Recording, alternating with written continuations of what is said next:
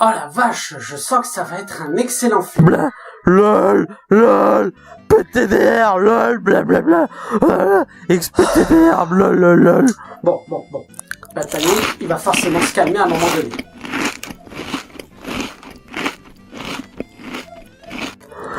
Lol, j'éclaire l'écran avec le téléphone, t'as vu? Lol, blabla, XPTDR, kikou, lol. Ah non, mais c'est pas vrai.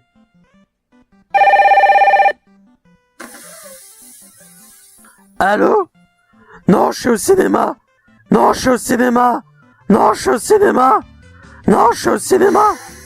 Et vas-y, il dure combien de temps le film?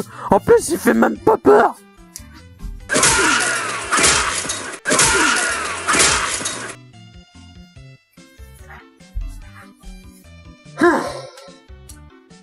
Ça va mieux.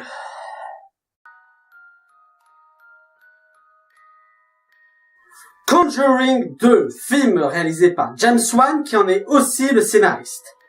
Avec Patrick Wilson, Vera Farmiga et Frances O'Connor. Les désormais célèbres couples Ed et Lorraine Warren viennent de résoudre le terrible cas d'Amityville. Bouleversée par les événements qui s'y sont passés, Lorraine ressent le besoin de mettre la carrière en pause en se tenant uniquement à des rôles de consultant avec son mari.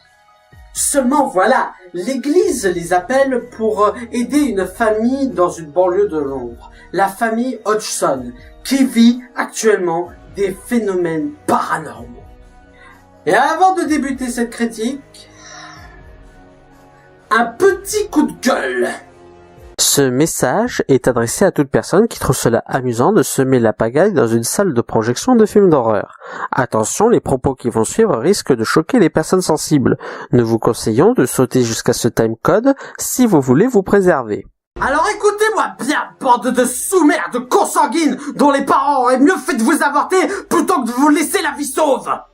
Ah bah oui, on vous a prévenu. C'est pas parce que vous avez été abreuvé par des films d'horreur de merde à la Eli Roth que cela vous donne le droit de faire n'importe quoi. Décidément, il aura fait chier le cinéma d'horreur jusqu'au bout, lui, hein. Je sais que vos peu de neurones ne servent qu'à harceler les filles dans la rue et à enregistrer vos films porno, mais je vais vous demander quand même un petit effort. Et vu les abrutis que vous êtes, c'est pas gagné. Vous vous plaignez que le cinéma d'horreur n'est pas assez diffusé dans les salles et que les cinémas français ne produisent pas assez de films d'horreur. Mais comment croyez-vous que les cinémas réagiront en vous comportant comme les macaques écervelés que vous êtes en pleine projection de ces films, hein? Gagné! Ils arrêteront de diffuser les films d'horreur. Du coup, les films d'horreur seront moins productifs et du coup, les sociétés de production seront moins engagées à faire des films d'horreur. Pour faire simple, vous êtes en train de tuer le cinéma d'horreur qui avait déjà énormément de mal à se relever depuis quelques années. Alors pour la prochaine fois, soyez intelligents pour une fois et fermez vos gueules! Et si vous refusez, je vous invite à niquer vos mères qui sont en ce moment sur le trottoir comme toutes les prostituées cradées sales qu'elles sont.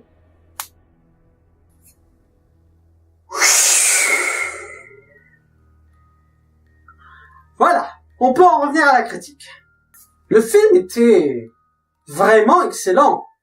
La preuve, malgré les connards que j'avais dans la salle, il a réussi à me foutre la trousse. James Wan est définitivement le maître de l'horreur. Il m'avait déjà convaincu avec le premier Conjuring, mais celui-là est encore plus effrayant. Et pourtant, le film n'utilise pratiquement pas de jumpscare. Seulement, il s'est posé une ambiance malsaine et effrayante, un peu comme Mr. Babadook. Et c'est pas compliqué de poser une ambiance malsaine et effrayante. Tout ce qu'il y a besoin de faire, c'est nous indiquer dans une seconde que la menace est bien présente, puis après jouer avec nous pour nous indiquer d'où va attaquer la menace. Oui, et quand je dis attaque, je parle d'une vraie attaque, pas un jumpscare à la con. Et ça, James Wan en est le maître à la matière. Il arrive à nous surprendre avec des attaques simples mais efficaces. Et la maîtrise se retrouve aussi dans la mise en scène qui est à couper le souffle de génie.